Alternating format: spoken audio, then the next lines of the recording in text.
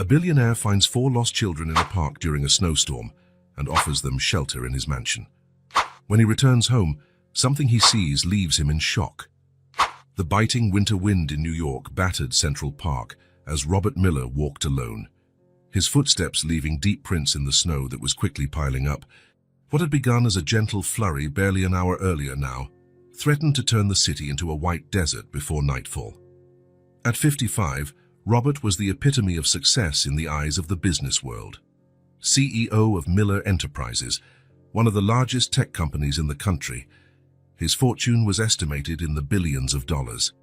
His angular face, marked by deep expression lines and penetrating blue eyes, carried the seriousness of someone who had dedicated his entire life to work.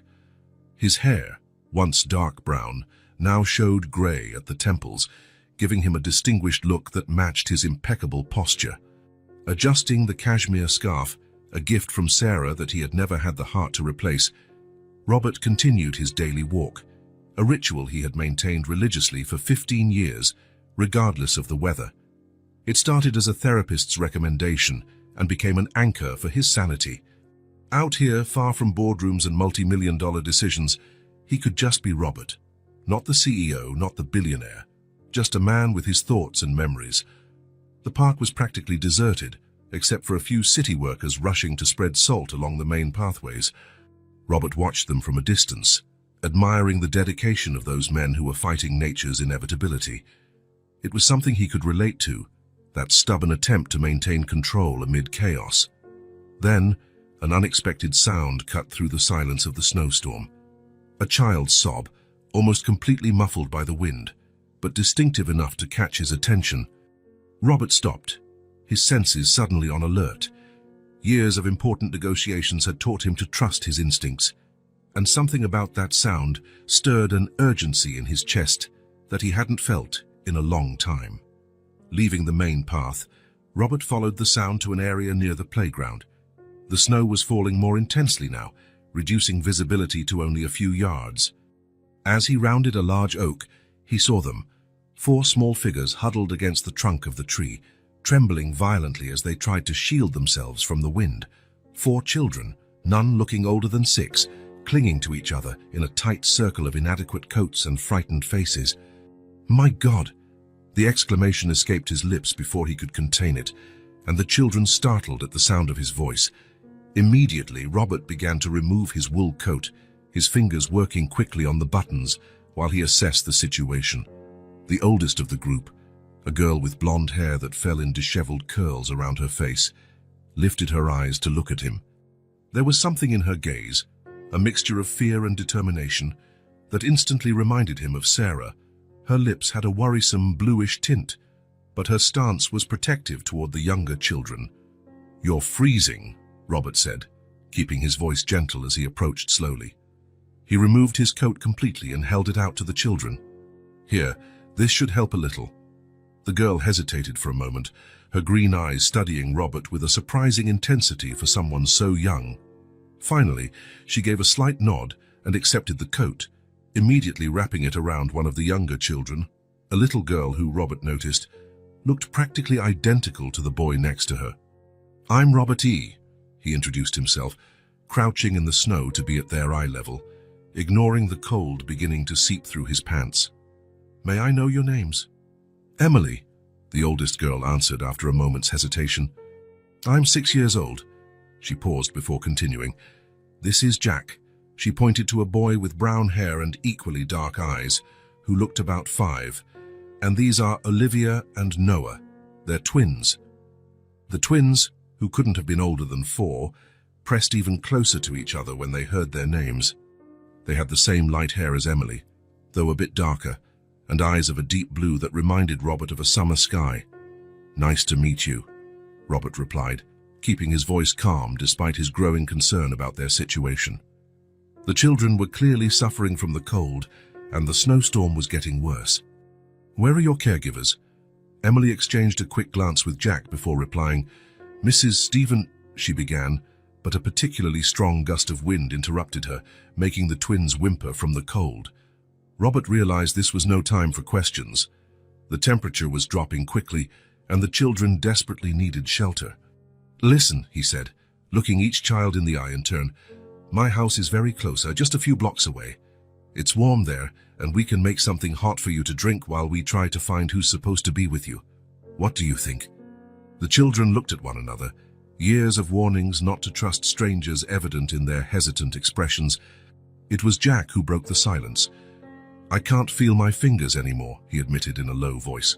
Emily, showing a maturity that made Robert's heart tighten, studied him intently for a few seconds before making her decision. Okay, she agreed, though her eyes remained vigilant. But we all stay together. Absolutely, Robert agreed readily. No one gets separated. Carefully, he lifted Noah in his arms, noticing how cold the small boy felt even through the layers of clothing. Jack clung to his free hand with surprising strength, while Emily helped Olivia up. The oldest girl stayed close to the group, her eyes constantly scanning their surroundings like a little sentinel. The route that Robert normally covered in less than 10 minutes turned into a challenging journey. The wind blew against them with renewed strength, and the snow was now falling so thickly that it was difficult to see more than a few feet ahead. Robert kept a careful pace, constantly checking whether all the children could keep up. When they finally turned onto East 75th Street, the sight of the Miller mansion emerging through the white curtain of the storm drew gasps of wonder from the children. The imposing 5-story building, with its late 19th century limestone facade and meticulously restored wrought iron details, looked as though it had stepped out of the pages of a fairy tale. Robert led them up the entry steps, which were carefully warmed by an embedded heating system. Still carrying Noah, he quickly entered the security code on a discreet panel by the door, and a soft click announced that the heavy door of carved oak was unlocked. The contrast between the freezing outdoors and the heated interior of the mansion was immediate. The entry hall, with its Italian marble floor and walls paneled in aged wood, was pleasantly warm. The immense baccarat crystal chandelier, the centerpiece of the space, cast a golden and welcoming light over the area. Robert watched with a mix of amusement and nostalgia as the children's eyes widened at the sight of the surroundings. It was the same look Sarah used to have whenever they entered a newly renovated room in the house, that look of pure enchantment he had loved so much to see on her face. That was when his gaze landed on something that made his heart stop. There, on the console next to the curved staircase, lit by the soft glow of a lamp, was the photograph. Sarah, his Sarah, radiant in a floral summer dress she had chosen especially for the occasion, her hands gently resting on her 8-month belly. The late afternoon sun created a golden halo around her hair, and her smile, that smile that still haunted his dreams. The photo had been taken exactly 3 days before the accident. 3 days before a runaway van ran a red light and stole away. In a matter of seconds, the entire future they had planned together. Sarah had been on her way to her final prenatal checkup when it happened. Robert was in an important meeting when he got the hospital's call. The memory of running through the sterile corridors, only to arrive too late, hit him like a physical blow. The doctor's grave expression, the words that changed his life forever. "I'm sorry, Mr. Miller. We did everything we could." Sarah and the baby, his son, were gone before he could say goodbye. "Mr. Robert," Emily's small but firm voice brought him back to the present. "Are you okay?" Robert blinked quickly, realizing he had been standing still holding Noah, his eyes fixed on the photograph.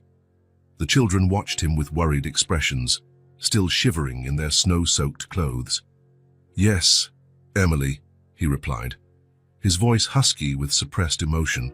He cleared his throat slightly before continuing. "I'm fine. Let's take care of you first. We need dry clothes and something hot to drink." As he led the small group toward the kitchen, Robert couldn't help but notice the irony of the situation. For 15 years, he had kept the house Sarah had decorated with so much love and so many dreams, practically like a mausoleum. The guest rooms, which she had insisted on furnishing for friends with children, had remained untouched. The baby's room, fully decorated and waiting only for the final touches, had been locked for so long that Robert no longer remembered where he had put the key. The kitchen, with its dark oak cabinets and marble countertops, was another testament to Sarah's dreams. She had planned it as the heart of the home, insisting on a large central island with stools high enough for children to sit and help with meal preparations. Robert helped Noah onto one of the stools, while Jack and Olivia settled side by side on two more. Emily, still watchful, remained standing until Robert gently indicated a fourth stool for her. Hot chocolate, he decided, turning on the professional stove. Sarah always said there's nothing better than hot chocolate on a snowy day. Who's Sarah? Noah asked innocently, his blue eyes fixed on Robert as he took a copper pot from the cabinet. The question caught Robert by surprise. It was the first time the boy had spoken since they'd been found in the park, and the first time in years someone had asked him about Sarah. For a moment, he said nothing, his hands busy with the ritual of preparing the hot chocolate, a recipe Sarah had insisted on teaching him during their last trip to Switzerland. Sarah was my wife, he finally answered, his voice soft as he measured out the special cocoa powder he still kept in the pantry. She loved snowy days like today. Was? Jack asked, leaning over the counter with curiosity. Emily nudged Jack slightly, as if reminding him not to ask personal questions of strangers, but Robert shook his head gently. It's okay, Emily, he assured her, slowly warming the milk. Sarah, she's been gone a long time, but she would have loved seeing this kitchen full of children. It was her dream. A comfortable silence fell over the kitchen, broken only by the soft sound of milk warming and the occasional crackle from the nearby fireplace in the adjoining living room. Robert worked methodically, following each step of Sarah's recipe, which she had written in her elegant handwriting. Heat the milk without boiling, slowly mix in the chocolate, add a touch of vanilla and a pinch of cinnamon. As he prepared the drinks, Robert discreetly observed the children. Their faces were starting to regain some color, and their shivering had lessened considerably thanks to the warm environment. Emily still maintained her protective stance, but her shoulders were visibly more relaxed. Jack had begun swinging his legs, a sign his natural energy was returning. The twins, Olivia and Noah, seemed fascinated by everything around them, their eyes scanning every detail of the luxurious kitchen. All done, Robert announced, pouring the hot chocolate into 4 porcelain mugs decorated with Christmas motifs, another item Sarah had chosen with future family holidays in mind. He placed 1 mug in front of each child, along with linen napkins.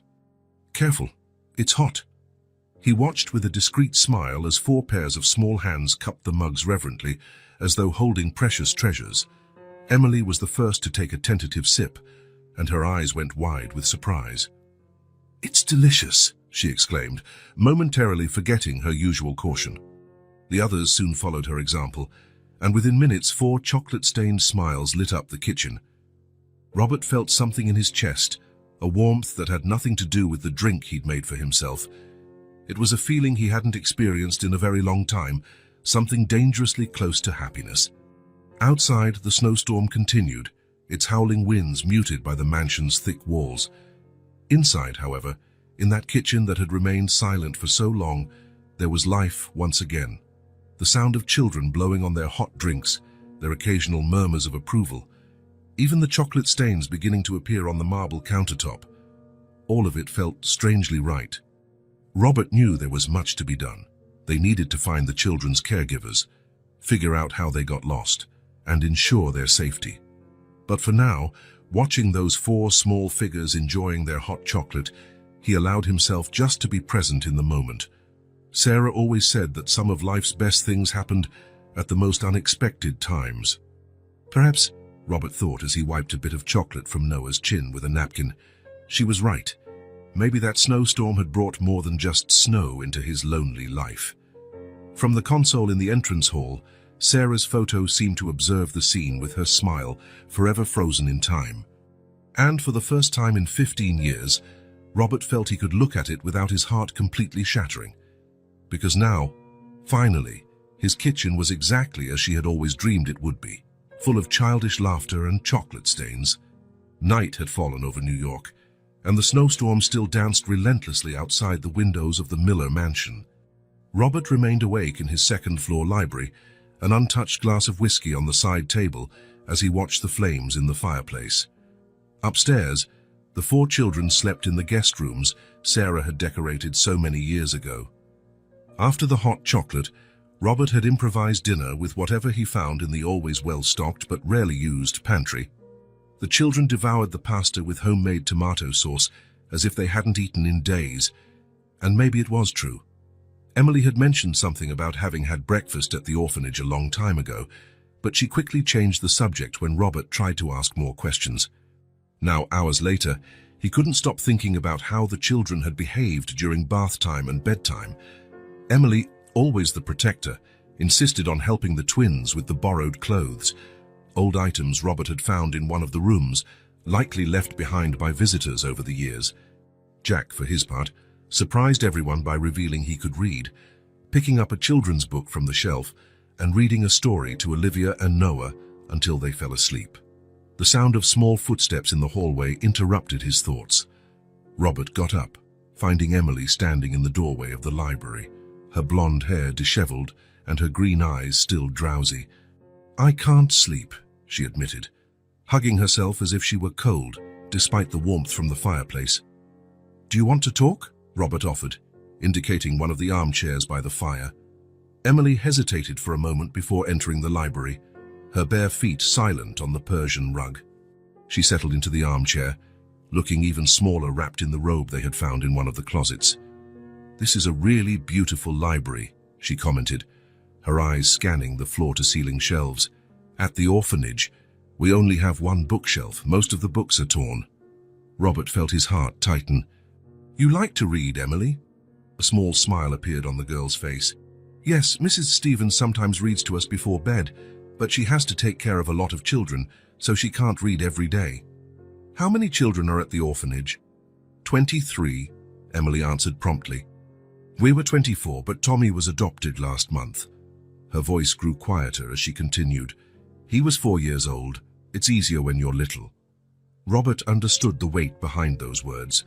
At 6, Emily already knew her chances of being adopted decreased each passing year. The thought made his stomach churn. "How did you and the other children end up at the orphanage?" he asked gently.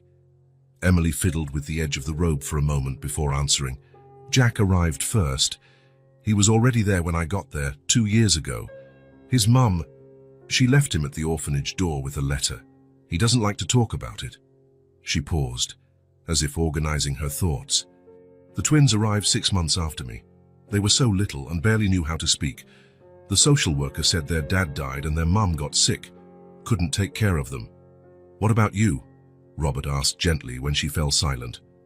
Emily shrugged, a gesture that made her look even younger. "I don't remember much. Just remember the fire. And a lot of people screaming. When I woke up, I was in the hospital. And then they took me to the orphanage." Robert felt his throat tighten. A residential building fire, 2 years ago. He remembered reading something about it in the papers, a tragedy that claimed several lives, apparently including Emily's parents. You know," Emily continued, her voice stronger now, "I take care of the little ones. Mrs. Stevens says I'm very responsible for my age. I help Olivia braid her hair. And when Noah has nightmares, I sing to him like—" She stopped abruptly. "Like your mom used to sing to you?" Robert finished gently. Emily nodded, tears glistening in her eyes but refusing to fall. "Sometimes I'm afraid I'll forget the song. It's the only thing I still remember about her." Before Robert realized what he was doing, he was kneeling beside Emily's armchair, his eyes level with hers. "You're a very brave girl, Emily, and an incredible big sister." "They're not really my siblings," she mumbled. "Family isn't always about blood," Robert replied, thinking of Sarah and the child he never met. "Sometimes it's about who we choose to love and protect." A noise at the door made them both turn. Jack stood there, holding Noah's hand, who appeared to have been crying. "He had a nightmare," Jack explained, his voice sleepy but concerned. Emily immediately stood, but Robert gently stopped her. "Let me try this time?" The girl looked surprised but nodded, watching as Robert approached the boys. Noah raised his arms instinctively, and Robert picked him up, feeling the small body trembling with muffled sobs. "Hey, buddy," he murmured, rocking gently. "It's okay now. You're safe here." "Where's Olivia?" Noah asked between sobs. "Here," a tiny voice replied from the doorway. And there was his twin sister, her big blue eyes wide with concern for her brother. Robert couldn't help but smile. Looks like we're having a little nighttime gathering. How about everyone comes by the fireplace? Within minutes, the 4 children were settled on the soft rug by the fire. Robert brought blankets and cushions from the sofa, creating a cozy nest where they all snuggled up. Noah was still sniffing occasionally, but he seemed calmer now that Olivia was holding his hand. "You know something?" Robert began, sitting down with them. "When I was little and had nightmares, my mom used to tell me stories about the constellations. Do you know any?" Jack shook his head, intrigued. "Like stars?" "Exactly. Each group of stars tells a different story." Robert pointed to one of the library's tall windows, where the night sky was visible between the clouds that were starting to clear. "Look, there's Orion, the hunter." As Robert shared tales of ancient heroes and Greek gods, he watched how the children reacted. Jack asked smart questions about each constellation, his eyes shining with curiosity. Olivia and Noah listened with full attention, craning their necks to see the sky through the window. And Emily. Emily watched it all with a slight smile, as if finally able to relax her protective role just a bit. Hours passed, and one by one the children fell asleep right there in their makeshift nest of blankets by the fire. Robert couldn't bring himself to move them. Instead, he remained seated in his armchair, keeping vigil over their slumber. Watching those 4 small sleeping figures, Robert felt something awaken in his chest, something he had buried along with Sarah and his dreams of fatherhood. It was a feeling terrifying in its intensity, this sudden desire to protect, to care for, to love. The storm outside was starting to calm, and with it would come the responsibility of returning the children to the orphanage. The thought made his heart ache. How could he send them back after hearing their stories, after seeing the strength and vulnerability in each of them? Emily, so young yet already carrying the weight of protecting others. Jack, hiding his pain behind curiosity and intelligence. The twins, who only needed love and security to flourish. Sarah always said everything happened for a reason. Could this be why he had kept the house exactly as she left it? So that one day he could shelter 4 little lost souls on a snowy night. The idea of adoption, which he hadn't truly considered since Sarah's death, began to take root in his mind. Was it possible? At 55, single, with a life devoted to business, could he be the father these children needed? Fear and insecurity fought against the growing desire in his heart. What if he failed? What if he couldn't give them everything they needed? What if... A slight movement caught his attention. Noah shifted in his sleep, his small hand instinctively seeking Olivia's. Even in slumber, the twins maintained their bond. Next to them, Jack was curled up like a kitten, and Emily, even in sleep, kept one arm protectively around the younger ones. Robert realized it was already too late for doubts. In less than 24 hours, these children had found their way not just into his house, but into his heart.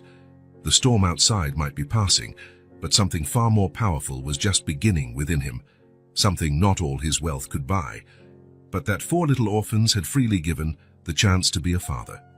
In the hall, Sarah's photo on the console seemed to smile approvingly, as if to say it was time to make that house a home once more. And for the first time in 15 years, Robert allowed himself to dream of a different future than the one he had planned, a future filled with children's laughter, stories about constellations, and yes, even nightmares that needed soothing in the middle of the night. Because sometimes, Robert thought as he watched the sunrise begin to color the New York sky, life's greatest blessings come disguised as snowstorms. The snow had stopped falling over New York, leaving the city covered in a pristine white blanket. At the Miller mansion, the first rays of sun found Robert already in his office, phone pressed to his ear as he spoke with Mrs. Stevens from the orphanage. "Yes, I understand your concern," he said, keeping his voice calm and professional. "But with the streets still blocked by snow and the children only just recovering from the shock, I believe it would be best if they stayed here for a few more days." He paused to listen.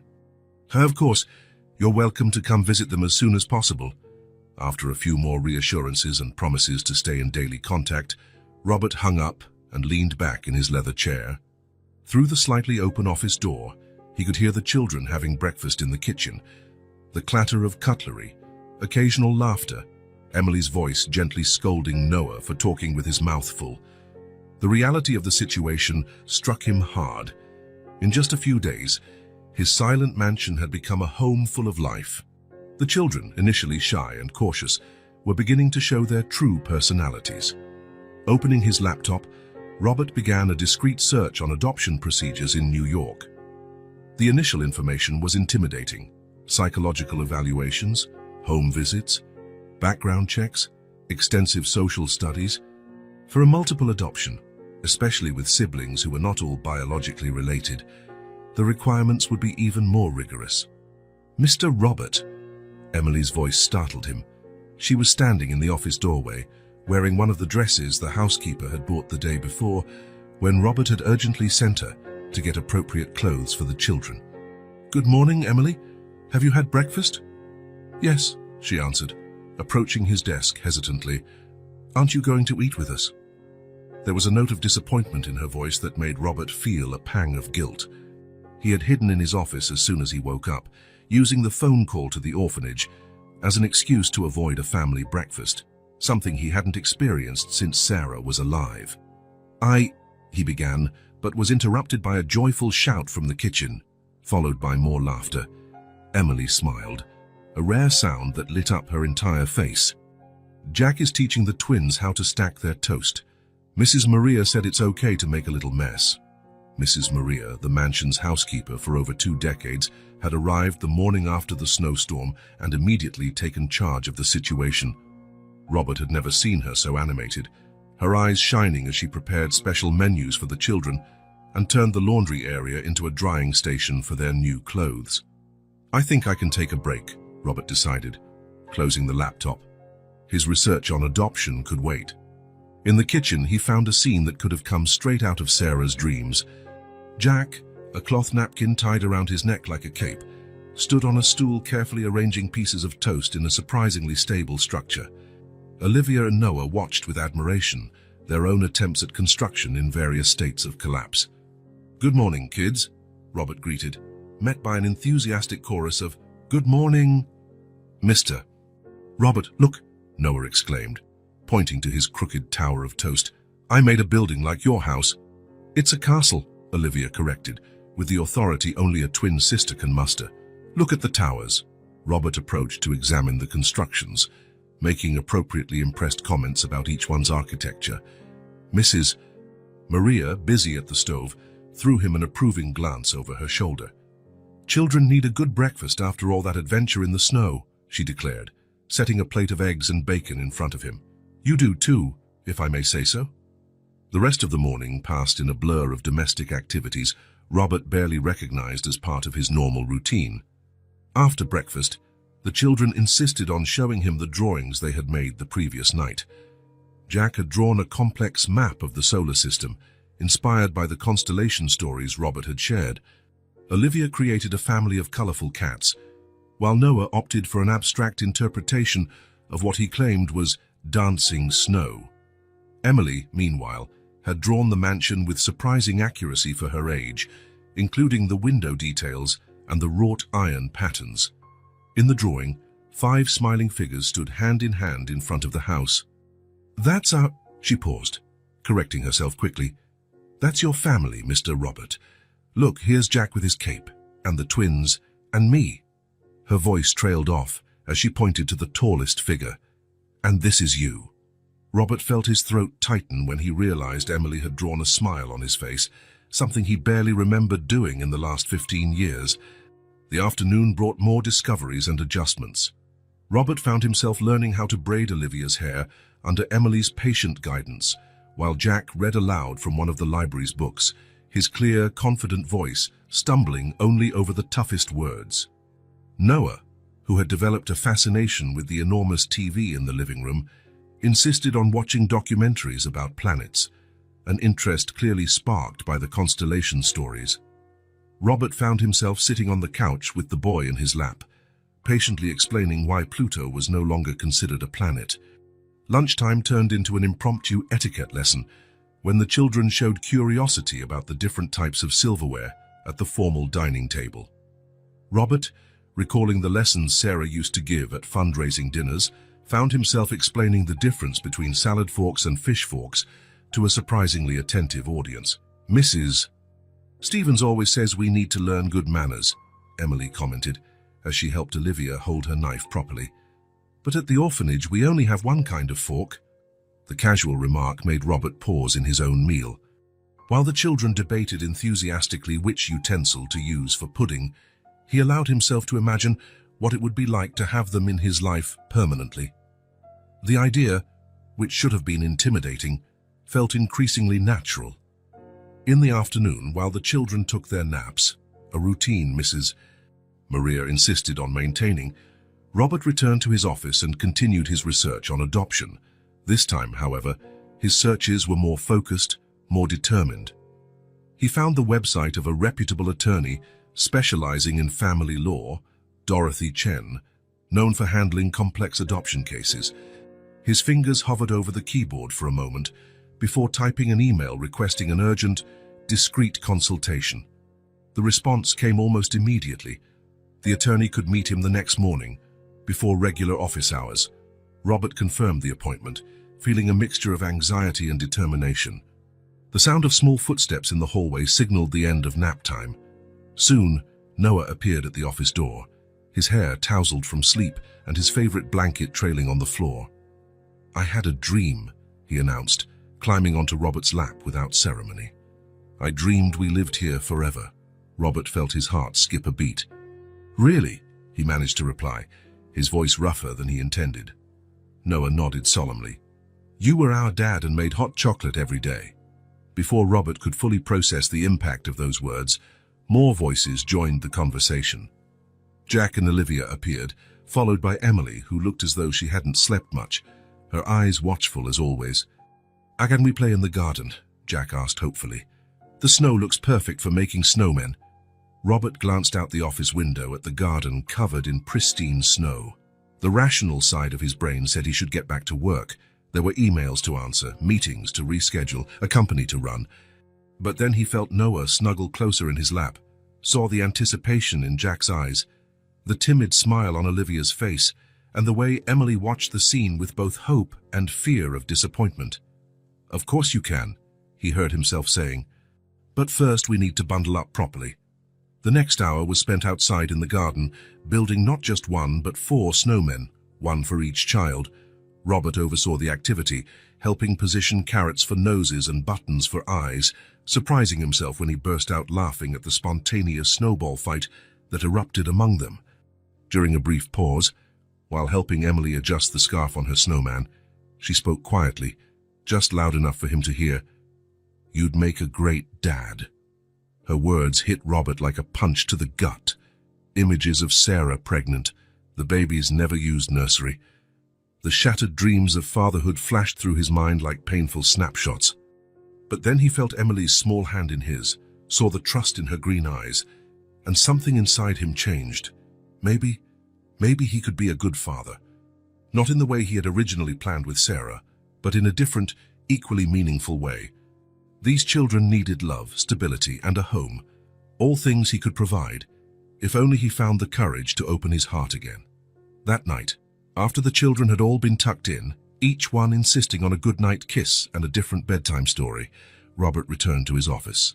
Sarah's photo smiled up at him from his desk as he opened his laptop again. "What would you think of all this, my love?" he murmured to the photograph. 4 kids at once. You'd probably say it's exactly the kind of crazy we need in this big empty house." With a determined sigh, Robert began gathering documents and information he would need for the meeting with the attorney the next morning. Certificates, financial records, medical history, anything to help build his case. Upstairs, he could hear Emily singing to the twins, the same lullaby her own mother had once sung to her. The sound filled the mansion with a sense of home that had been missing for 15 long years. Robert knew the road ahead would be challenging. There would be obstacles, investigations, questions about his ability to be a single father of 4 children. But for the first time since he'd lost Sarah and their unborn son, he felt ready to fight for a family. Because sometimes, he concluded as he closed his laptop and prepared for another night of vigil over his young guests, fate has a peculiar way of giving us exactly what we need. even if it arrives in a completely different package from what we expected. Morning was cold, but the sun shone over New York as Robert parked his car at the gates of Greenwood Cemetery. It was Saturday, and the children had stayed at the mansion with Mrs. Maria, who promised to keep them busy making cookies, an activity the kids were eagerly anticipating. Robert held a bouquet of white lilies, Sarah's favorite flowers, as he walked the familiar path between snow-covered headstones. 15 years of visits had made every step memorably painful. The Miller family mausoleum was an elegant white marble structure, with guardian angels at the corners and a prime view of the city. Robert stopped in front of Sarah's headstone, his fingers tracing the letters etched into the cold stone. Sarah Elizabeth Miller, beloved wife and mother, 1970-2010. Love never fails. Just below, a small additional plaque marked the existence of their unborn son, James Miller. An angel we never knew, 2010. "Hey, love," Robert murmured, carefully placing the flowers in the snow. "I'm sorry I haven't come sooner. The last few weeks have been different from normal." The cemetery's silence was his only response, but Robert continued, his voice low with emotion. "You won't believe what happened. Remember how you always said our house was too big for just 2 people? Well, now it's full of life. 4 kids, Sarah. 4 little angels lost in a snowstorm." He paused, remembering the moment he found the children in the park. "The oldest, Emily, was 6. She reminds me of you, you know? Protective, huge heart. Then there's Jack, 5, so smart and curious about everything. And the twins, Olivia and Noah. They're 4 and just pure energy and joy." A gentle breeze stirred the petals of the lilies. "They're sleeping in the guest rooms you decorated, using those Christmas mugs you chose. The kitchen." Sarah. "The kitchen finally smells of cookies and hot chocolate like you always dreamed." Robert felt tears welling in his eyes. "But I'm scared." "Love." "So scared. What if I'm not capable? What if I fail them like I failed you and James that day?" The guilt he had carried for 15 years weighed heavily on his chest. He should have been with Sarah at that medical appointment. If he hadn't been in an important meeting, maybe the tragedy could have been avoided. "They need to go back to the orphanage soon," he continued, his voice trembling. But the thought of watching them leave, Emily had to calm the twins last night because they started crying just thinking about going back. And Jack, he asked if he could take some books from the library with him. Robert knelt in the snow, not caring about the cold seeping through his pants. "What do I do, Sarah? How can I let them go when I already love them so much, when our house finally feels like a real home?" A ray of sunlight broke through the clouds at that moment, illuminating the headstone and making the engraved letters glow. Robert suddenly remembered a conversation he'd had with Sarah weeks before the accident. "If something happens to me," she'd said, gently touching her pregnant belly, "promise you won't let love die, that you'll keep your heart open." "Is that what you're trying to tell me?" he asked softly. "That it's time to keep my promise?" The distant sound of children's laughter from another part of the cemetery reached him, and Robert found himself smiling through his tears. "You would have loved them, Sarah. You would have been the best mother in the world to these kids." Standing up, Robert brushed the snow from his clothes. "I guess I always thought starting a family meant replacing you and James, but that's not it, is it? It's about expanding the love, not replacing it. About honoring your memory by creating the home we always dreamed of." With trembling fingers, he took Emily's drawing from his pocket, a picture of the mansion with 5 smiling figures out front. He placed it carefully beside the lilies. "What do you think of our family, love? Different from what we planned, but still perfect in its own way." At that moment, his phone vibrated in his pocket. It was a message from Mrs. Maria, a photo of the kids in the kitchen, their faces covered with flour as they decorated cookies. "I have to go," Robert said, touching the headstone one last time, "but I'll be back soon. With good news, I hope. I love you, Sarah. Always." On his way back to the car, his steps felt lighter, his mind clearer. The pain of loss would never entirely disappear, but maybe it was time to let new joy into his life. When he arrived home, he was greeted by 4 flower-dusted pairs of arms and chocolate-stained smiles. The smell of freshly baked cookies filled the air, exactly as Sarah had always dreamed. "Mr. Robert," Noah exclaimed, clinging to his leg. "We made star-shaped cookies just like your constellations." "And we didn't burn any," Jack added proudly. Olivia held out a specially decorated cookie. "This one's for you. Emily helped me write Dad on it with icing, but it's a little crooked." Robert's world stopped for a moment. He looked at Emily, who watched him nervously to see how he'd react. "Sorry," she whispered. "I told Olivia maybe it was too soon to—" Robert knelt down, meeting the children's eyes. "It's never too soon for love," he said, his voice steady despite the emotion. "And if you want, if everyone wants, I'd love to be your dad. Forever." The silence that followed was broken by Emily beginning to cry. For the first time since he had met her, they were tears of happiness. The twins, not fully understanding, joined the group hug anyway. Jack, always the observer, asked, "Are you sure? There are a lot of us." "I've never been more sure," Robert replied, feeling lighter than he had in 15 years.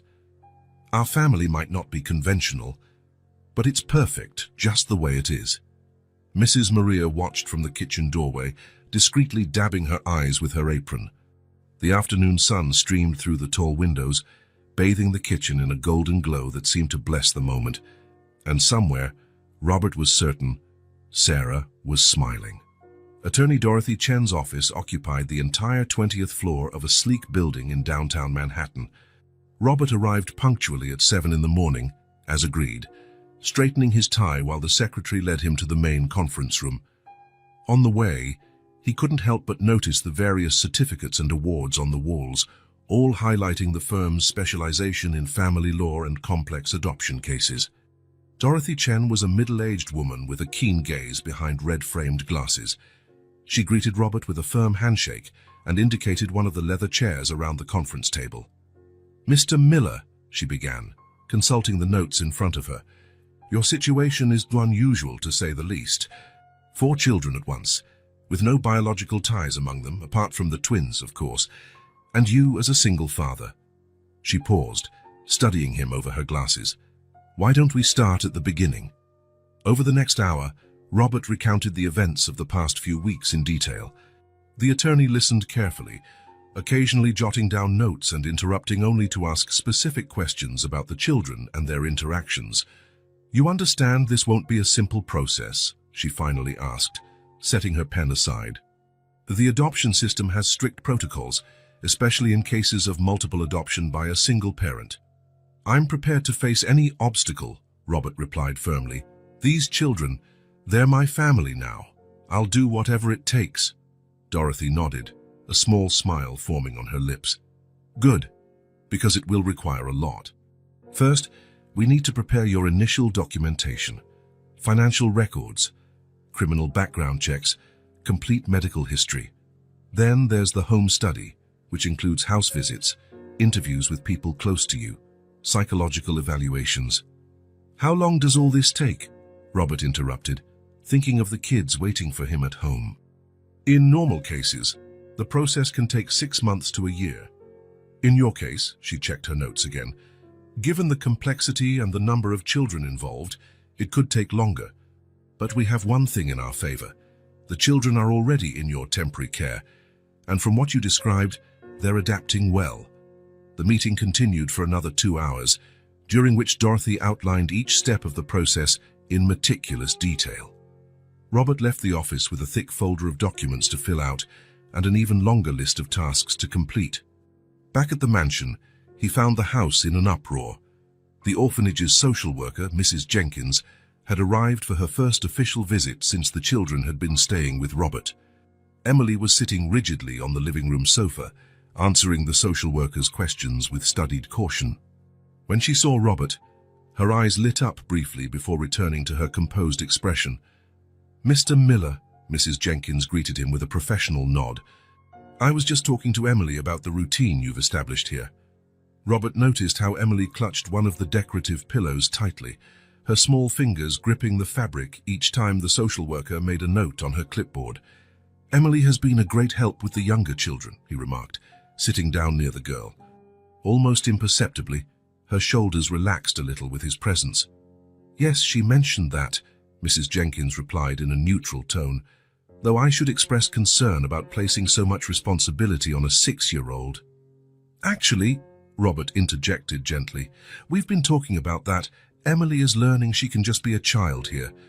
"Right, Emily." The girl nodded, a small smile appearing on her face. "Mr. Robert says my only job is to play and be happy." The social worker made a few more notes before asking to see the other rooms in the house. During the tour, she meticulously examined every aspect of the mansion, from the safety bars on the windows to the contents of the refrigerator.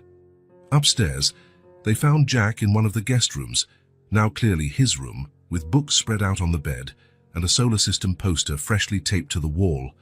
"You like astronomy, Jack?" Mrs. Jenkins asked, noticing the planet drawings decorating the desk. "Mr. Robert taught me about the constellations," Jack replied enthusiastically. "And now we're reading a book about space exploration.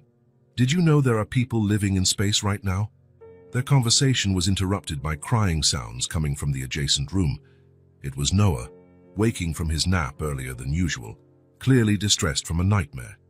Robert instinctively moved toward the room, but Mrs. Jenkins gently stopped him. "Let's see how the kids handled the situation," she whispered. Seconds later, Emily appeared in the hallway, followed by Olivia. The girls entered the room, and soon they could hear Emily softly singing the same lullaby her mother used to sing. Mrs. Jenkins watched the scene with professional interest, making more notes on her clipboard. Robert had to resist the urge to intervene, his heart aching at the sound of Noah's sobs gradually calming under Emily's gentle voice. Later, after the social worker's departure, Robert gathered the children in the library, his favorite room in the house, where so many memories had been created in recent weeks. "We need to talk about some important things," he began, watching how each child took their usual spot. Emily by the fireplace, Jack on the rug with a book still open on his lap, and the twins side by side on the sofa. "Is Mrs. Jenkins going to take us back?" Olivia asked in a low voice, gripping Noah's hand. "No, sweetheart," Robert quickly assured her. "Actually, that's what I want to talk about. I met with a lawyer this morning, a very special person who's going to help us stay together. Forever." "Like a real family?" Jack asked, his eyes bright with hope. "Exactly like a real family," Robert confirmed. "But it's going to take some time. There will be more visits like today, more people asking questions and watching how we live together." Emily frowned thoughtfully. "What if they decide we can't stay?" The question hit Robert like a punch to the gut. It was his biggest fear, too, although he tried not to show it. "That's why we have to work together," he responded carefully. "Show them what we already know, that we belong to each other." "But you're rich," Noah commented with the simple logic of a 4-year-old. "Can't you just buy us?" Robert couldn't help a surprised laugh, but quickly grew serious again. "That's not how it works, buddy. It's not about money, it's about love, responsibility, and commitment. And mainly about what's best for you kids. What if," Emily began, hesitant, "what if they think it's best to split us up, send each of us to a different family?" The mere thought made Robert feel sick. "I won't let that happen," he promised firmly. "I'll fight for all of you together. The lawyer I hired is the best at cases like ours. But I need you to be honest with the people who come to visit. Tell them how you feel about what we do together." "About the constellation stories," Jack suggested. "And the cookies we make with Mrs. Maria," Olivia added. "And how you always check if we're tucked in at night," Noah chimed in. Robert felt tears sting his eyes. "Yes, about all that. About how we're building our family in our own special way." Emily got up from her chair and walked over to Robert, her green eyes serious. "I'll tell them you saved us, not just from the cold that day, but," she paused, searching for the right words, "but from loneliness too." In the days that followed, the mansion became a whirlwind of activity. Social workers came and went, asking questions and making observations. Robert underwent a battery of psychological evaluations, answering honestly about his past traumas and his healing process. Mrs. Maria was interviewed extensively about her observations of the family dynamic. She spoke proudly about how the children were flourishing and how Robert had transformed from a distant employer into a dedicated father. Each child had individual sessions with adoption specialists. Jack impressed the professionals with his encyclopedic knowledge of astronomy, all acquired in recent weeks with Robert. The twins, initially shy, opened up when discussing their drawings, almost all depicting their new family in various activities. Emily surprised everyone by requesting a personal meeting with Dorothy Scen. The lawyer, intrigued, agreed to visit the mansion on a Sunday. "I know I'm little," Emily began, sitting very straight in her armchair in the library, "but I understand things. I know some people think it's strange, a single man wanting to adopt 4 kids at once." Dorothy observed the girl with renewed interest. "What do you think about that, Emily?" "I think sometimes the best families are the ones we choose," she replied, quoting something Robert had said days earlier. "Mr. Robert, he didn't have to help us that day. He didn't have to open his house or his heart. But he did." And now she hesitated, tears shining in her eyes. "Now I finally know what it's like to have a real dad." The lawyer made extensive notes from that conversation, later telling Robert that she had rarely seen such emotional maturity in a child so young. Weeks turned into a month, then 2.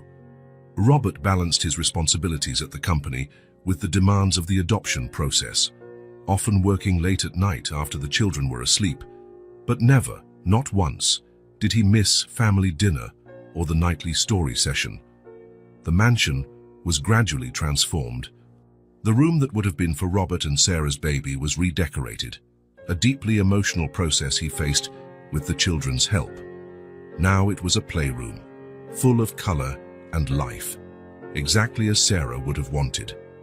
One evening, while helping Olivia brush her teeth, she asked a question that caught him off guard. "Can we call your wife Mom too?" Even though we never met her. Robert needed a moment to find his voice. "I think she would love that, sweetheart. Sarah always wanted to be a mom."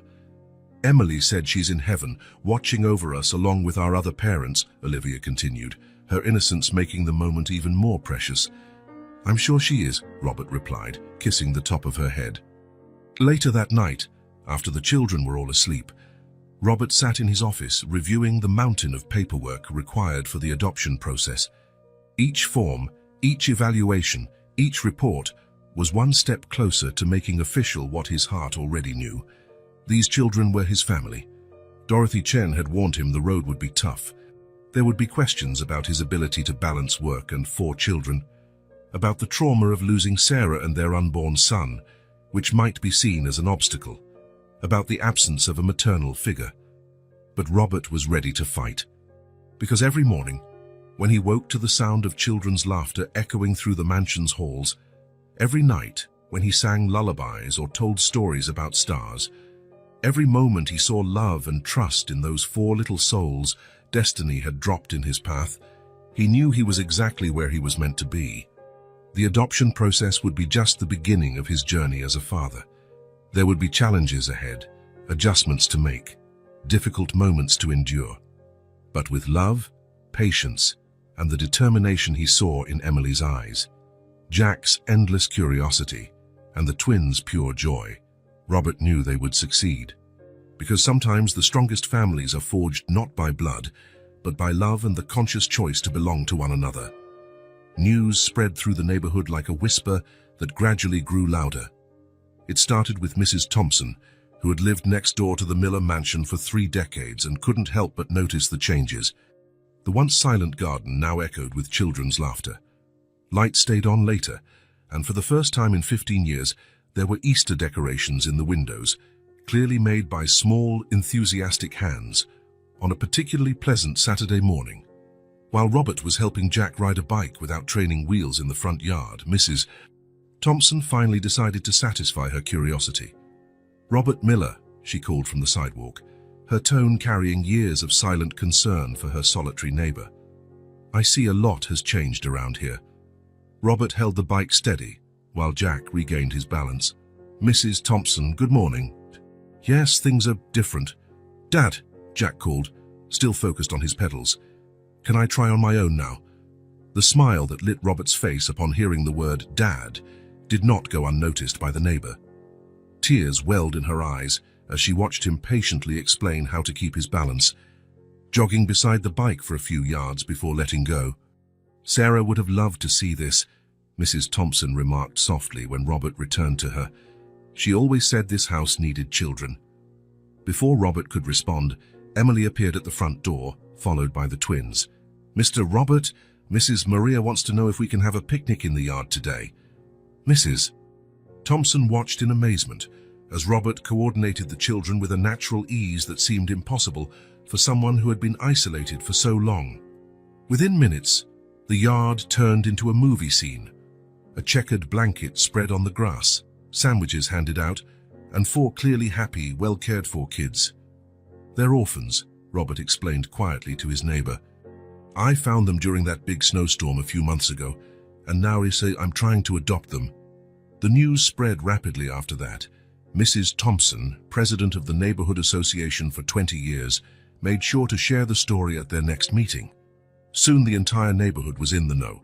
Support started arriving in unexpected ways. The Scen family, who lived 3 houses down, showed up one afternoon with their own 5-year-old twins, inviting Olivia and Noah for a playdate. The children got along so well that they quickly established a weekly routine. Mr. Martinez, a retired teacher at the corner, offered to tutor Jack after learning of his interest in science. Twice a week, the mansion's library turned into an impromptu classroom, filled with lively discussions about physics and astronomy. Emily, initially more reserved about the changes, made an unlikely friend in Mrs. Thompson's teenage granddaughter, Sophie. The young woman, visiting her grandmother on weekends, was captivated by Emily's maturity and began teaching her piano on the mansion's long-unused instrument. One Sunday, Robert was surprised by a knock on the door. It was Reverend Parker from the local church Sarah used to attend. "I heard about what's happening," the man said with a gentle smile. "Sarah came to church every Sunday, you know, always lighting candles and praying for children who needed a home." Robert felt a lump in his throat. "I didn't know that." "Well, it seems her prayers have been answered, though not in a way anyone could have predicted." The Reverend paused. "The community wants to help, Robert. Let us be part of this story too." And so, gradually, the Miller Mansion, once a symbol of mourning and isolation, became a hub of community activity. Neighbors took turns offering rides when Robert had important meetings. Invitations to birthday parties and neighborhood events began pouring in. Dorothy Scen, the lawyer, couldn't believe the number of recommendation letters and statements she started receiving. Neighbors, local shopkeepers, even the mailman wanted to share their observations of how the children were thriving under Robert's care. "This is extraordinary," she remarked during one of her visits. "In all my years of practice, I've never seen such community mobilization for an adoption." Robert watched from his office window as the children played in the yard with their new friends. Emily was at the piano, her small hands following Sophie's instructions. Jack was chatting animatedly with his classmates who had come to study, while the twins ran around with the Scen children, their laughter echoing down the street. "You know what's most amazing?" he replied to the lawyer. "It's not just the children who are changing. It's as if the whole neighborhood is waking up from a long winter." Mrs. Maria, who was serving coffee, added her own observation. "Mrs. Sarah always used to say a house isn't truly a home until there's enough love to spill out through the gates." The following weeks brought even more changes. The neighbors organized a street fair, with proceeds going toward improvements at the orphanage where the children had lived. Emily and her new friends ran a lemonade stand. Jack surprised everyone with a small makeshift observatory, using the telescope Robert had given him and charging $1 for a glimpse of the stars.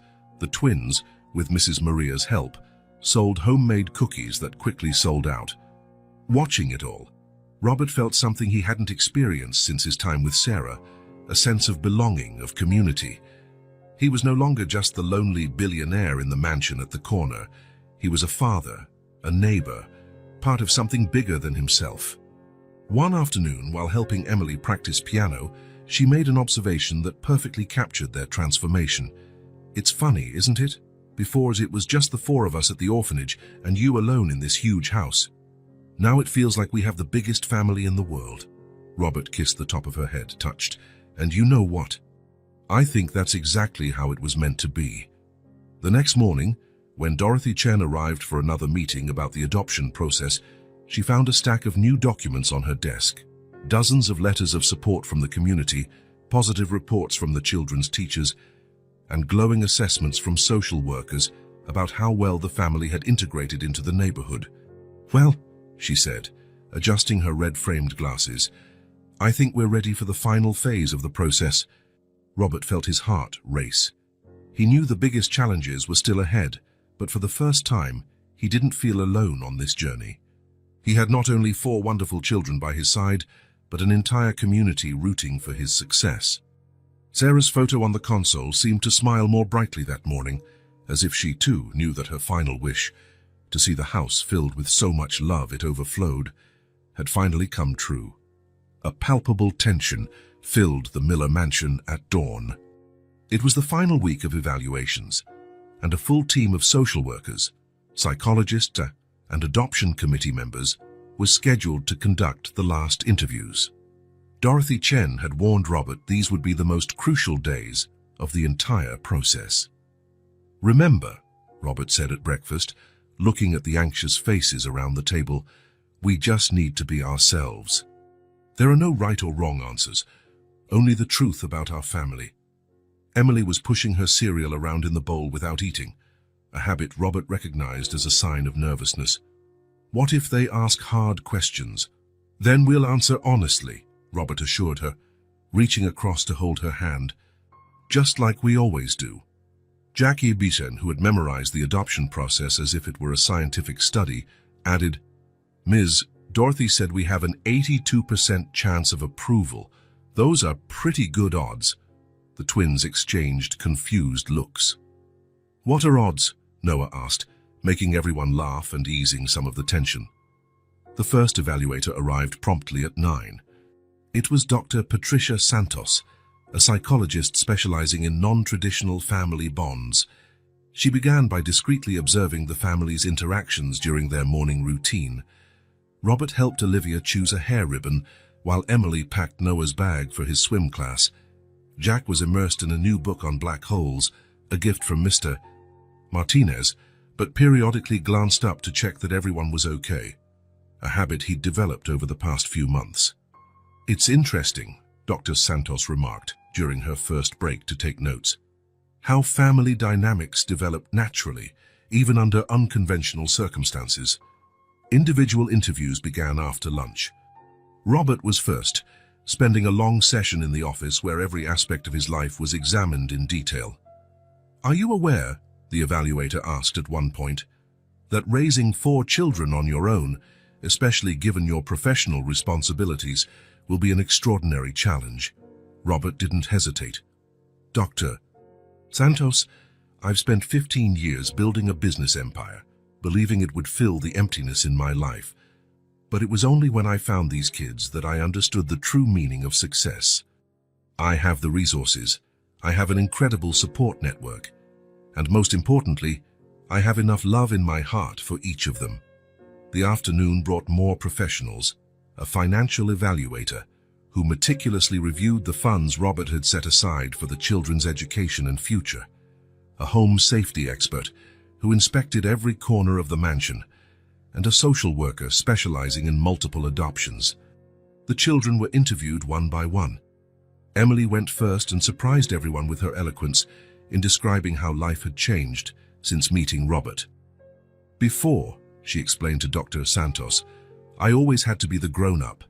I had to take care of everyone, be strong all the time. But here," she paused, a small smile on her face, "here I can just be a kid, because I know Mr. Robert is taking care of us." Jack, in his interview, impressed the evaluators with his unique perspective. "It's like a science experiment," he said, adjusting his new glasses Robert had recently gotten for him. "Take different elements, put them together under the right conditions, and something new and wonderful happens. It's how stars are born, you know." The twins, though younger, also had memorable moments in their interviews. Olivia proudly showed her sketchbook, full of pictures depicting special moments with their new family. "This is the day we made cookies," she explained, pointing to a colorful explosion on the page. "And this is Mr. Robert telling us stories about the stars. Noah, usually the quietest of the four, surprised everyone with a simple yet profound statement. "I don't have nightmares anymore," he told the psychologist, "because now I know that when I wake up, I'll really be at home." The most intense moment of the day came during the final evaluation, when the entire team gathered the family in the living room.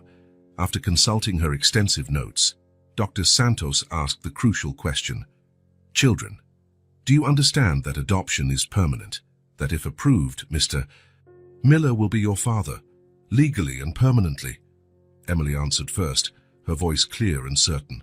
"He's already our dad. The papers will just make official what we already know in our hearts." Jack nodded vigorously. "It's like when a planet finds its perfect orbit. No matter how many times it goes around, it always belongs in that solar system." The twins, in their characteristic simplicity, simply got up from their seats and ran to hug Robert, who could barely hold back his own emotions. "Well, Doctor," Santos said, a small smile appearing on her professional expression, "I think that answers our question about emotional bonds." Night fell over the Miller mansion, and gradually the evaluators left with their piles of notes and, Robert hoped, positive impressions. He tucked the children into bed as usual, but this time each goodnight hug felt charged with extra meaning. When he finally retreated to his office, he found Dorothy Scen waiting for him. She had discreetly observed the entire process throughout the day. "So?" Robert asked, barely containing his anxiety. Dorothy allowed herself a small smile. "The preliminary evaluations are extremely positive, Doctor. Santos already hinted her report will be favorable, and the other evaluations seem to follow suit." Robert released a breath he hadn't realized he was holding. "How long until—" "The committee meets next week," she replied, checking her schedule. "If all goes well, you'll soon be a legal family." Later, alone in his office, Robert found himself looking at Sarah's picture. "I hope you're proud, my love," he murmured. "It's not the family we planned, but it's perfect in its own special way." A small sound at the door made him turn. Emily stood there in new star-patterned pajamas. "Can't sleep?" Robert asked softly. She shook her head, entering the office. "I was thinking that when it becomes official, can we throw a party? Invite all the neighbors and our friends." Robert smiled, pulling her onto his lap. "Of course we can. The biggest party this neighborhood has ever seen. And can we invite Mrs. Stevens from the orphanage, so she can see we're happy?" "Absolutely. We'll invite everyone who's been part of this journey." Emily was silent for a moment, looking at Sarah's photo. "Do you think she'll be there too? Not physically, but—" "I'm sure she will, sweetheart," Robert replied, his voice thick with emotion. "She always wanted this house to be full of love and joy. And thanks to you kids, it finally is." Father and daughter stayed there for a while, sharing a moment of peace before the big changes that lay ahead. Neither could imagine that, in just a few days, their newly formed family would face its greatest challenge yet. The morning began like any other at the Miller mansion. Robert was in the kitchen, helping Noah with his cereal while Emily braided Olivia's hair. Jack Weghurst, as usual, was absorbed in one of his books, occasionally sharing facts about black holes with anyone who would listen. Robert's phone rang at 7:15, right on schedule, his executive assistant with the daily briefing. But this time, something in her voice was different. "Mr. Miller," Sarah Martinez said, her voice tense, "you need to see today's Wall Street Journal." Front page. Robert picked up his tablet, and in seconds his world fell apart. The headline jumped from the screen like a punch to the gut. "Accounting irregularities at Miller Enterprises. CEO under investigation." Emily, ever alert to Robert's mood changes, noticed his expression immediately. "Is everything okay, Mr. Robert?" "Yes, sweetheart," he answered automatically, but his mind was already processing the implications. The article detailed alleged accounting manipulations in the company's international division, suggesting an elaborate scheme of tax evasion and money laundering. "Mr. Miller," his assistant continued on the phone, "the press is already crowding outside the office. And there are some reporters headed to your house." Robert glanced at the children, his heart constricting. "Sarah, cancel all my meetings. Call my lawyers for a video conference in an hour." And please arrange extra security for the house. He had barely hung up when Dorothy Chen called. Robert, have you seen the news? I'm looking at it now, he replied, his eyes still scanning the devastating article. Dorothy, the adoption process. The committee has already been in touch, she interrupted, her voice grave. They're putting everything on hold until this is resolved. Robert closed his eyes, feeling as though the ground was vanishing beneath his feet. The sound of children's laughter at the breakfast table now felt like it was coming from another world. Dad, Jack's voice snapped him back to reality. There are people with cameras outside. Robert stood up quickly, heading to the window. Several news vans were already parking in the street, and photographers were setting up at the edge of the property. Mrs. Maria, he called to the housekeeper, who was already watching the scene with concern. Please keep the curtains closed and the children away from the windows. I'll call the school and let them know they won't be coming today. But it's lab day, Jack protested, his eyes wide behind his glasses. Mr. Martinez was going to show us how a microscope works. I know, buddy. Robert knelt beside him. But we need to stay home today. I promise I'll explain everything, okay? The next few minutes were a whirlwind. Robert coordinated with his security team to ensure no reporter got close to the house, while simultaneously trying to keep the children calm and occupied. It was Emily who finally confronted the situation. After setting the twins up with coloring books in the library, she found Robert in his office, in the middle of a frantic series of phone calls. It's about the company, isn't it? She asked, her voice small but steady. I saw the paper when you left your tablet on the table. They're saying bad things about you. Robert quickly ended his call and turned his full attention to her. Yes, Emily. Some people are making very serious accusations about how I run my company. Are they true? No, he replied without hesitation. But I'll need time to prove it. Emily bit her lip, a gesture Robert recognized as her deepest worry. Is this going to mess up the adoption? Robert felt his heart break. How could he explain the complexity of this situation to a 6-year-old? How to say that all their carefully built plans might now be threatened by false accusations? Emily, he began carefully, I promise I'll fight with everything I have to keep our family together. But I need you to be strong right now, especially for the little ones. She nodded solemnly, but before she could respond, they were interrupted by shouts from downstairs. Noah had turned on the TV in the living room, and Robert's face was now on every news channel. Serious accusations against Miller Enterprises CEO Robert Miller, who recently gained local media attention for his attempt to adopt 4 orphaned children. Robert ran to switch off the TV, but the damage was done. Noah was crying. Olivia clung to him, and Jack stood in the doorway, his face pale. Are they going to take us away? Olivia's voice trembled with the question everyone feared. No, Robert answered with more firmness than he felt. I won't let that happen. The following hours were a juggling act in the impossible. While trying to manage the crisis at the company through video conferences in his office, Robert also had to handle the children's palpable fear and the mounting pressure from the media. Dorothy Chen arrived mid-afternoon, forcing her way through the crowd of reporters with the help of security. She brought even more troubling news. Child Services is sending an emergency evaluation team, she informed him. They want to determine if the children are in a stable and safe environment. This is ridiculous, Robert exploded, losing his composure for the first time. These accusations have nothing to do with my ability to be a father. I know, Dorothy said softly, but we have to play by their rules if we want to keep the children. Outside the office, they could hear Mrs. Maria trying to distract the kids with the promise of baking cookies, but even that normally joyful activity sounded forced today. That night, when Robert finally got a break from the endless calls and meetings, he found the children gathered in the library, their safe space since the beginning. Emily was reading a story to the twins, while Jack rearranged his collection of spacebooks, a habit he resorted to when anxious. Can we talk? Robert asked gently, sitting on the sofa.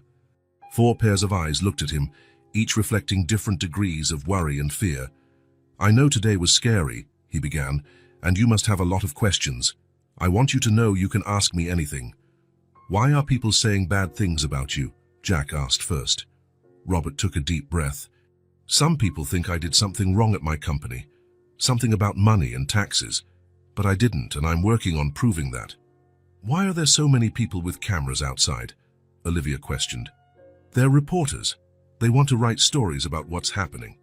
Bad stories, Noah asked in a small voice. Some of them, yes, Robert admitted. But what matters is that we know the truth. Emily, who had remained silent, asked the hardest question. What if they don't believe you? What if they make us leave? Robert felt tears well in his eyes, but he held them back. Listen, all of you, he said, opening his arms so the children could gather in a group hug. No matter what happens, no matter what they say, you are my family. I will fight for you with everything I have. That night, none of the children wanted to sleep in their own rooms. Robert ended up setting up a camp in the library, with mattresses and blankets spread out on the floor. As he told yet another story about constellations, he tried not to think about the headlines that would fill tomorrow's newspapers. The days that followed brought new challenges. The community, which had been so supportive, began to split. Some neighbors stood firmly by Robert, defending his character and dedication to the children. Others, influenced by the negative media coverage, started questioning whether he was truly fit to be a father. The Scen children's playdates with the twins were suddenly cancelled. Although Mr. Martinez still believed in Robert, he was advised to temporarily suspend Jack's science lessons. Even Sophie, Emily's piano teacher, was told by her parents to keep her distance. The forced isolation was especially hard on the children. Used to a life now filled with friends and activities, they found themselves confined once again, this time not by a snowstorm, but by a far more powerful tempest. Robert split his time between meetings with lawyers, trying to uncover the source of the accusations, and moments with the children, trying to maintain some sense of normalcy. Sometimes he felt he was failing at both.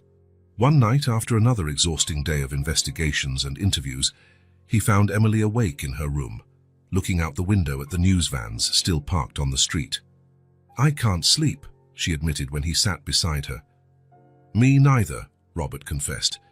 "At the orphanage," Emily began hesitantly, "I learned that sometimes bad things happen to good people. But I also learned that the truth always comes out sooner or later." Robert's heart tightened at the precocious wisdom of this little girl who had become his daughter in all the ways that mattered. "You know what else I learned," she continued, "that a real family stays together no matter what." In that moment, Robert made a silent promise to himself and to the children. No matter the personal or professional cost, he would find a way to prove his innocence and keep his family together. Because Emily was right, a real family stays together, especially in the hardest times. What he didn't know was that, somewhere in the Miller Enterprises archives, crucial evidence of his innocence was about to surface, completely changing the course of their story. But for now, all he could do was hold his daughter close and hope the love they had built was strong enough to weather the storm. The truth arrived on a Thursday morning, via an anonymous email sent simultaneously to the Miller Enterprises Board of Directors and the major news outlets. The sender was Marcus Scen, former CFO of the company's international division, who had mysteriously vanished weeks before the scandal broke. In the email, Marcus confessed his sole responsibility for the fraud scheme, attaching documents that unequivocally proved Robert Miller not only had no knowledge of the irregularities, but had in fact initiated an internal audit that was on the verge of uncovering the scheme. "That's why I had to act," Marcus wrote in his confession.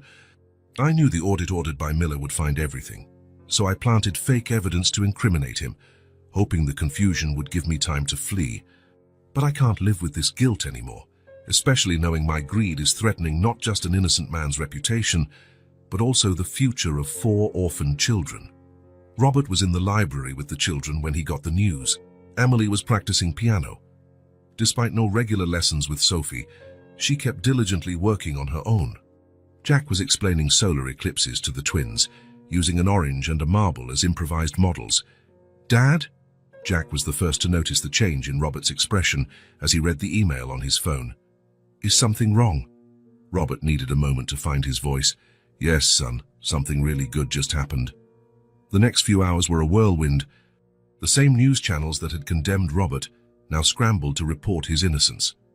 The reporters who had camped outside the mansion for weeks wanted exclusive interviews about his triumphant vindication. But Robert had only one priority: his family. Gathering the children in the library, the refuge that had sheltered them through the crisis, he explained the situation as simply as possible. "Remember how I said the truth always comes out?" he asked, smiling at Emily. "Well, it did. The bad people who did wrong at the company were found out, and now everyone knows I had nothing to do with it." "So you're not going to jail?" Noah asked with a 4-year-old's innocence. "No, buddy, I'm not going to jail." "And they won't send us away?" Olivia added, her small hand seeking her twin brother's. Robert felt tears pricking his eyes. "No, sweetheart. Nobody's going to separate our family." Dorothy Scen arrived at the mansion later that afternoon, carrying a folder everyone recognized immediately: the adoption papers. "The committee held an emergency session as soon as the news broke," she explained, genuine relief lighting her normally serious face. "They were especially impressed by how you handled the entire situation, Robert." "What do you mean?" "Well, for starters, you prioritized the children's well-being above all else. You maintained their routines as much as possible, protected them from the media, and most importantly, you were honest with them in an age-appropriate way.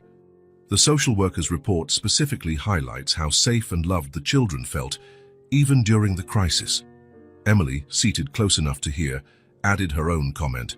"He told us stories every night, even when he was really tired, and he always said we'd stay together no matter what." Dorothy smiled at the girl. "Exactly. And that's why I'm pleased to inform you that the committee unanimously approved the adoption. We just need your signature, Robert, and it's official." The moment Robert signed the papers was forever etched into everyone's memory. His hands shook slightly as he wrote his name, officially becoming the father of Emily, Jack, Olivia, and Noah Miller. "Are we a real family now?" Olivia asked, her wide blue eyes brimming with emotion. "We've always been a real family, sweetheart," Robert replied, pulling her onto his lap. "Now we just have a piece of paper that says what we already knew in our hearts." Word of the adoption approval spread quickly through the neighborhood. Mrs. Thompson was the first to arrive, bringing a homemade cake and tears of joy. Mr. Martinez came soon after, carrying a new telescope for Jack. "So we can watch the next eclipse as a family," he explained. The Scen family brought their twins for a long overdue visit, and soon the mansion's garden was full of children playing, as though the recent weeks of isolation had never happened. Sophie returned to resume Emily's piano lessons, and Emily greeted her with a tight hug before showing how much she had practiced on her own. The official celebration took place the following weekend, a party that gathered the entire community. The mansion's garden was decorated with lights and flowers, tables set out on the lawn, and Mrs. Maria oversaw an army of helpers in the kitchen to ensure there was enough food for everyone. Robert watched the scene with his heart overflowing with joy. Emily played piano inside the house. The doors opened so the music drifted into the garden. Jack animatedly discussed constellations with a group of fascinated children using his new telescope. The twins ran among the guests, their laughter mixing with the music and conversation. Mrs. Stevens from the orphanage came especially for the celebration. "You know," she told Robert in a quiet moment, "in all my years of work, I've never seen a family form so perfectly. It's as if you were meant to find each other in that snowstorm." 5 years later, the Miller mansion was bustling with preparations for a special celebration, the 5th anniversary of the adoption. Emily, now 11, was practicing a special piano piece she had chosen just for the occasion. Her longer, more skilled fingers danced over the keys with confidence. Jack, 10, had prepared a presentation about the family's history using his new computer.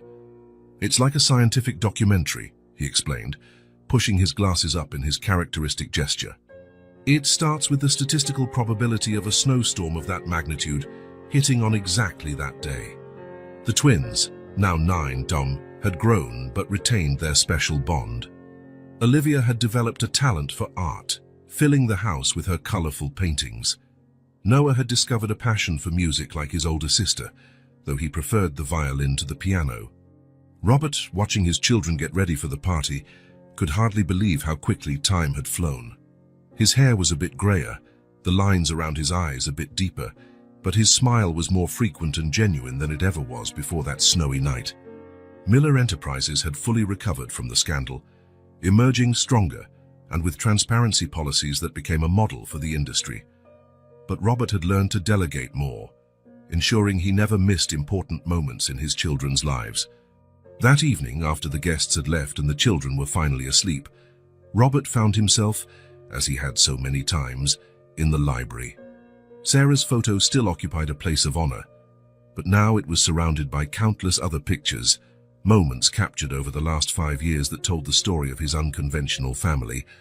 "You were right, love," he murmured to the photo of Sarah. "Sometimes the best things in life come disguised as storms." And outside, as if in response, tiny snowflakes began to fall gently over New York, reminding everyone that sometimes the happiest endings begin on the coldest nights.